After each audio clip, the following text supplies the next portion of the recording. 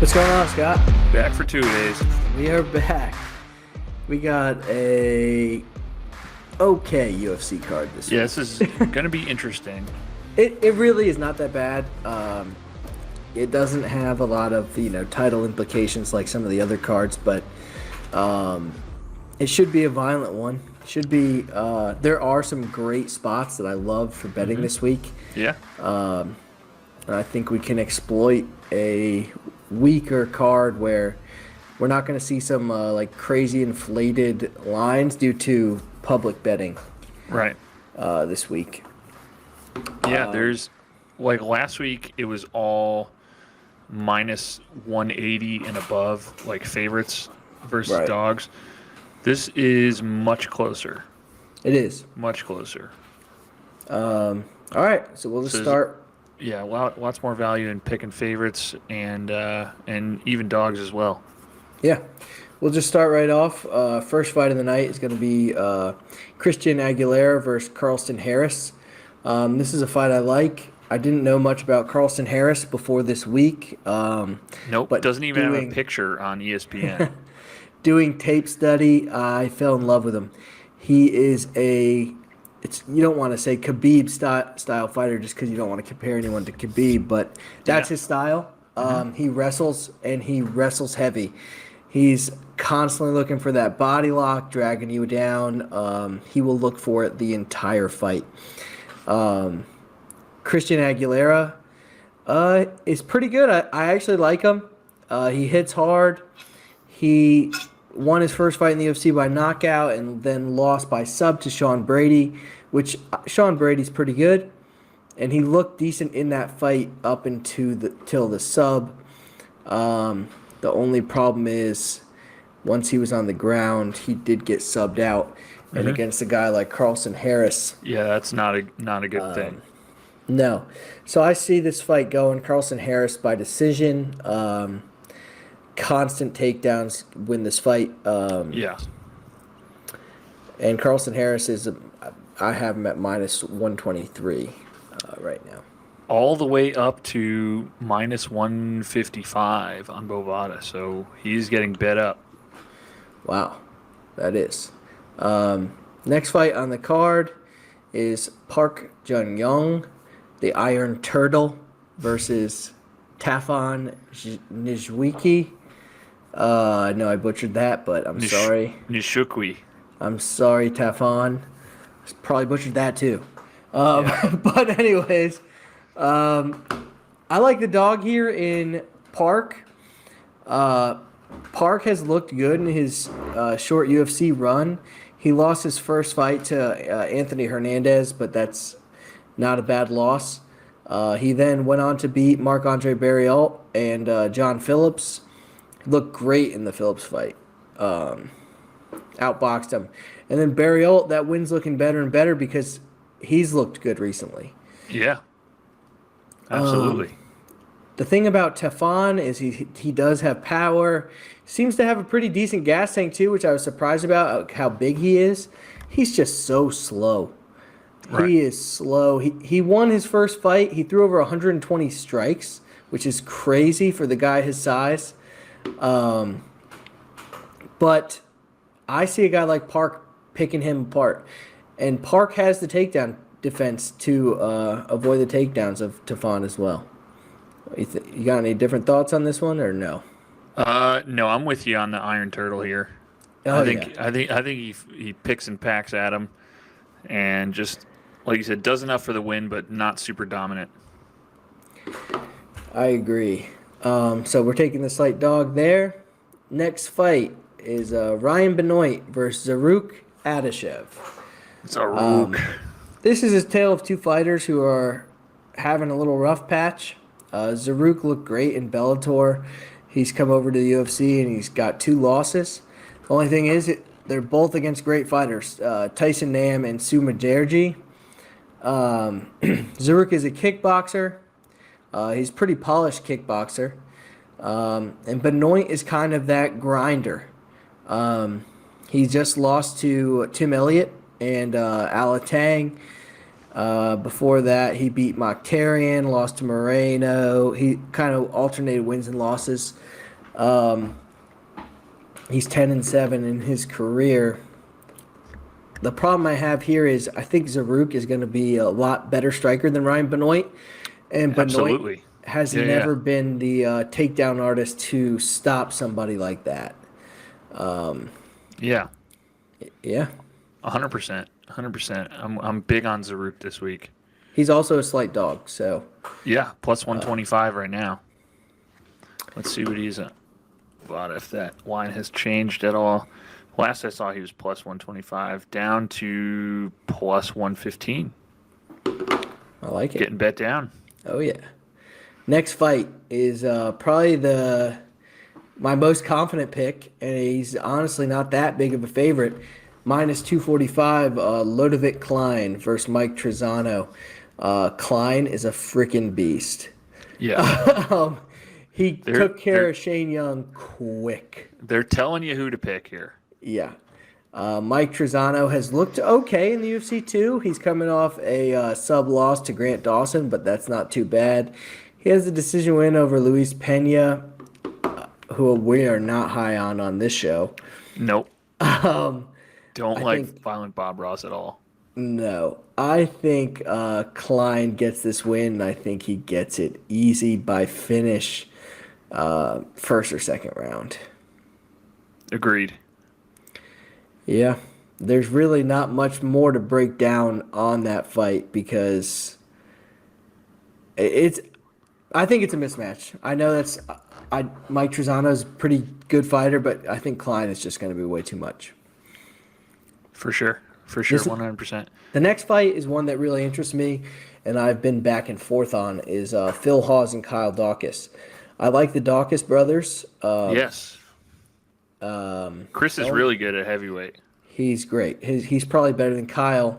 Kyle came into the UFC and fought Brendan Allen in one of the craziest fights you will ever see. If you get a chance to watch that, make sure you do. They basically were rolling all over the place. He lost that fight, but it was a great debut. He then followed it up with a win over Stoltzfus. Kyle Daukaus is a very exciting fighter. He's tall for the weight division, but he's coming in against a guy in Phil Hawes who is a monster of a man. Knocked out Jacob Malkoun, who apparently is better than we thought. Yeah. He's guy's got a chin, man. He beat Malkoun easily, and then he beat Imavov in a fight where we bet against him. My initial thought was Kyle Daukaus here. Same. I'm kind of thinking Hawes. After watching tape, I think that Phil Hawes is going to be too strong for Kyle Daukaus. Kyle Daukaus is a little skinny, and the pure strength advantage that Hawes will have, I think, will be the difference maker here. If you just look at these two guys standing next to each other, I mean, I know Daukaus is 3 inches taller, but Hawes looks like he has about 40 more pounds of muscle on him. Yeah, I know. Hawes is a freak. He's a freak. Yeah, Daukaus's chest is like sunken in. Yeah. It's like real fucking small, narrow rib cage. I think that's going to be the difference, honestly. Yeah. All right, next fight. We got Big Ben Rothwell versus Philipe Lins in a fight that I am super high on Ben Rothwell. And after watching other podcasters that I pay attention to, reading blogs, no one else seems to be with me on this one.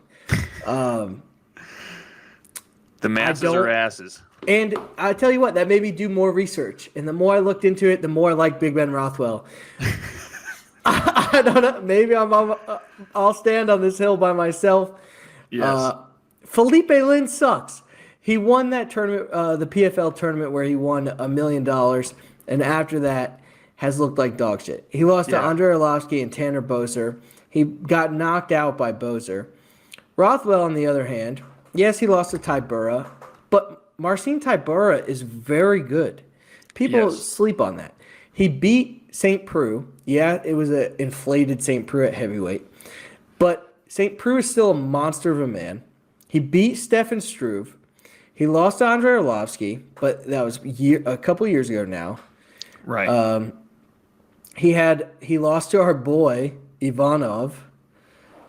But Ivanov got stabbed in the heart, so I mean he's a pretty tough dude. Yes. And he lost to a prime Junior Dos Santos. Before that, he beat Josh Barnett, Matt Mitrione, Alistair Overeem. I mean, this guy is on a different level than Philipe Lins. I just don't see how this is an even fight. I don't see how this is almost a pick'em still. Exactly. On DraftKings, it is a pick'em. -112, -112. Yeah, I mean, it's basically, I'm looking at -115, -105, and essentially, I think -110, -110, yeah. Yeah, so I do not see it. I'm going to be putting everything on Big Ben this week. As you know, I already have that parlay going from last week. And I love it. Ben Rothwell. I think he wins. I'll tell you this, I think he wins a decision. I think it will go. I can see that. He's got a good gas tank for someone who looks like he drinks 40 Bud Heavies a day. He does. Yeah. Shocked against Blagoy Ivanov. I think was that his last fight? Is it Blagoy's last fight? No, was it Ben Roth? Has he fought since then? Yes. Yes, he lost to Marcin Tybura in his last fight. Okay. Yeah, well, Marcin's good. He's very good. What the hell? He's a super underrated fighter. Yeah. Super underrated. We start the main card off with Angela Hill, Amanda Ribas. This is another one where I have a strong read on Amanda Ribas to win this fight. Angela Hill is somebody who reminds me of a tennis player with her kiosks. She throws a lot of volume, but that's about it. Mm-hmm. She has no power. She has some bad losses. She lost to Michelle Waterson, who I'm not high on. Key for later on in this card. She won against Ashley Yoder, which was a super close fight. And then we have Amanda Ribas, who is an up-and-comer who's looking unbeatable and then ran into a buzzsaw in Marina Rodriguez. But has wins over Mackenzie Dern, Rhonda Marcos, Paige Van Zandt. Dern is obviously the best win on her record, but I think that she's going to be too much for Angela Hill. Amanda Ribas actually has power and should have the takedown advantage as well. Is Amanda Ribas, is she the Queen of Violence? Is that her nickname? Offhand, I don't know. I feel like it might be. I feel like we've had her before, and I don't know. We definitely bet on her last time she fought, and she lost. But one loss does not change it much about how I feel about her. And Angela Hill's not somebody I'm high on anyways, so it doesn't change anything. I like Ribas here, and it's a pretty close fight. Oh no, that was Lipsky. Oh, that I was thinking of Ariana Lipsky. Yes. Yeah. All right, next fight is a great one. Carlos Diego Ferreira versus Gregor Gillespie. We last saw Ferreira fight against Dariush in a good battle that Dariush clearly won. He was on a huge win streak before that, but none of the names are all that good. Anthony Pettis, no longer with the UFC. Tysonov, Kabilov, all middling guys. Yeah, and a quick note, I mean, if those are the guys that your coaches in your corner keeps putting you up against, then they do not think super highly of you. Right, and they gave him that step up against Dariush, and he lost. Right. Then on the other hand, we have Gregor Gillespie, who is a pure wrestler. He has a gas tank like no other fighter in the UFC, and was undefeated until his last fight, where he got the cleanest head kick against Kevin Lee. Kevin Lee turned those lights out so fast. But one clean shot does not change how you should feel about a fighter. This guy's style, he's a problem for just about everyone in the division. And I don't know if you've seen it. We'll post it. We'll post it to our website. He posted a picture of himself this week, and he is jacked, like more jacked than ever. Oh, he looks great. So I real high on Gregor Gillespie this week, especially in DraftKings. Almost need him. We do need him, in fact. Yeah. Next fight, garbage. Maurice Greene versus Marcos Rogerio de Lima. I made a joke on Twitter that they cut Alistair Overeem, but we're going to watch Maurice Greene fight Marcos Rogerio de Lima. This one makes no sense. They both stink. And, dude, fucking Marcos Rogerio de Lima is a minus 200 favorite. And you know what? Probably rightfully so. Yeah. Maurice Greene, no offense, is cross-eyed. he's cross-eyed. I don't know why that doesn't get pointed out every time. He's got a wanderer. He does. He's got a wonky eye. He's got a little mystic eye going on. Yes. But Rogerio de Lima might have the worst ground game in the UFC. So it's real hard to pick this fight. I would say de Lima, because he hits really hard and he'll probably find that chin in Maurice Greene. But Maurice Greene has a hell of a chin. And if he could survive this first round, de Lima will get tired. And he showed it in every fight. He gets tired. And if Maurice Greene gets this fight to the ground, it's good night for de Lima. So Greene is actually someone I like in DraftKings this week. It's a bold take. Just because there is that upside, I don't think anyone will be on him. And there's that finishing upside. Because de Lima, I'm telling you, is that bad on the ground. Yeah. Next fight is a great one. Our boy, Neal Magny versus Geoff Neal. The Neals. It is. I'll tell you what, Neal Magny looked like dog shit in his last fight against Michael Chiesa. I couldn't have been more disappointed. Yeah, he is not the Neal Magny of 6 years ago. Honestly, that fight couldn't have gone any worse.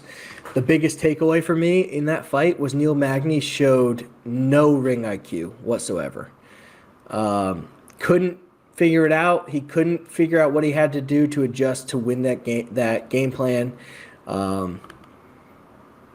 So he's someone I'm staying away from. And Geoff Neal is somebody that I like. Yeah. He's lost his Wonder Boy Thompson. Big deal. Right. I mean, he's one of the best fighters in the UFC. So, besides that, he's undefeated in the UFC. I like him here. I think he'll find the chin. I like him at minus 190, yeah. I think he'll find the chin. I think he'll finish Neal Magny. Agreed. Yeah, Neal is a shell of his former self. Speaking of... Go ahead. Go ahead. I was just going to say, Neal Magny, his only thing he's got going for him is how long he is, how big he is for the division. Only thing.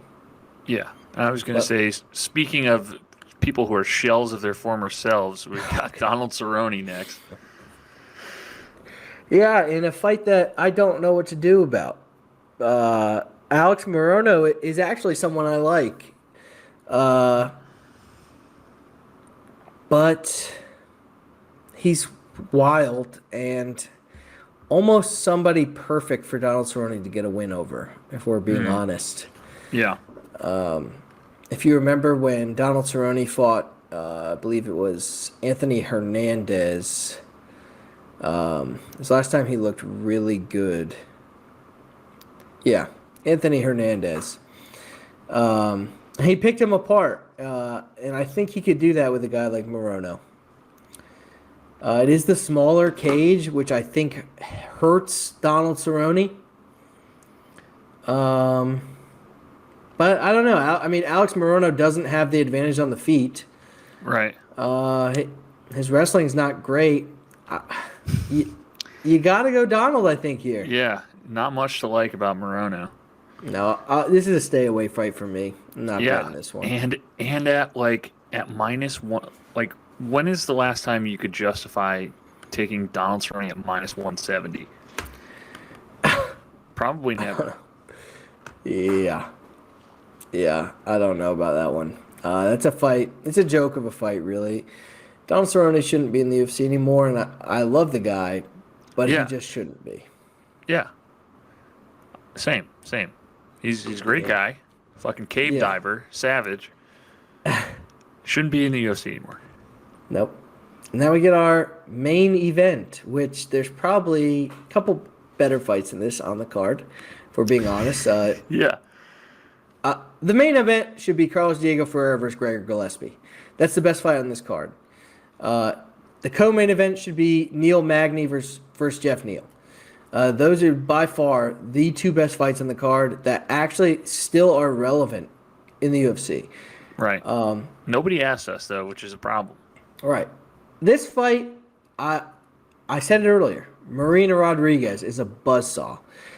She's fighting the karate hottie who is just not that good. She's just pretty good looking, and so then she sells fights. This is a free fight, so who cares? Michelle Waterson's going to get finished in this fight. It's as easy as that. Marina Rodriguez is mean. She's mean. Yeah. That should be her nickname. Mean Marina Rodriguez. There you go. I gave you one. Yeah. That's free. That's free right free. there. Next one we're charging for. Yeah. And she's going to beat up the karate hottie all night. And you're going to feel bad for her. And you're going to be like, fucking mascara's going to be running. Is that a little sexist that I feel bad? And maybe it is. Maybe. I don't care. But yeah, that's the card. I did put together a DraftKings that we could reveal on the website. I like that. I'll post that later today. I have some bets as well. We can go over those right now if you want. Yeah, let's go over a couple. Let's do half on here, half on the website. Okay. Well, Ben Rothwell. I like him straight up. Already said it. I like Ben Rothwell straight up to win. That's one of my most confident bets. What do you think for the challenge? We lost the fucking Twins boned us out of the parlay, the baseball parlay last night. So we're down to 300, but that's still pretty good. What do you think? 50 on Ben? Sure. I like 50 on Ben, and my second most confident. Why don't you do this? Throw 50 on Ben straight up. Mm-hmm. And then, so what? That puts us at 250 left? 250. Well, I tell you what, this fight's not going to lose, Scott. Let's put 100 on it. Carlson Harris and Ludovit Klein. Parlayed. Okay. It gives plus 137. Ooh. That's not losing. No. I like that. Those are the bets. I also have a few parlays in here, which I'll give one away, and then I'll do the rest on the website. All right.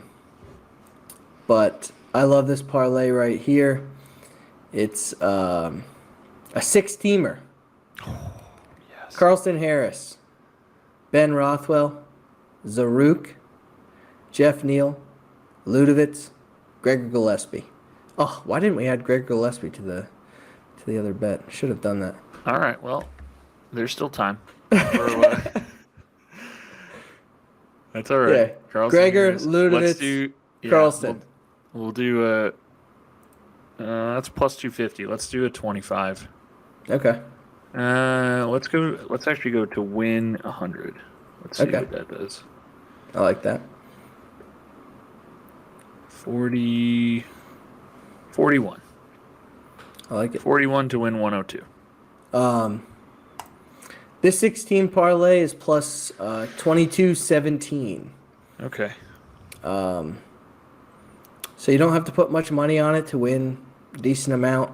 I really think it happens. I think this is going to be a similar card to last week, where we're seeing the board.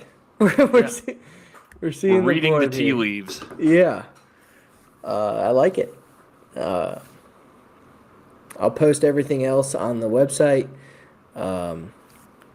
later today. All right. Very nice. Let's get this one up there. Yep. We'll get these posted. I'll see you once we win 100K. Yeah, I'll be texting you about that. Yeah. Mother's Day is going. I'm going to be very distracted on Mother's Day. Sorry, Mom. I tell you what, as soon as we hang this up, I'm getting on my DraftKings and I'm just tinkering with the lineup until maybe 6 o'clock in the morning when it starts. 5:55. I'll set my alarm. 5:55 a.m. for the 555 100K. All right, buddy. All right, Scott. I'll see you. See ya.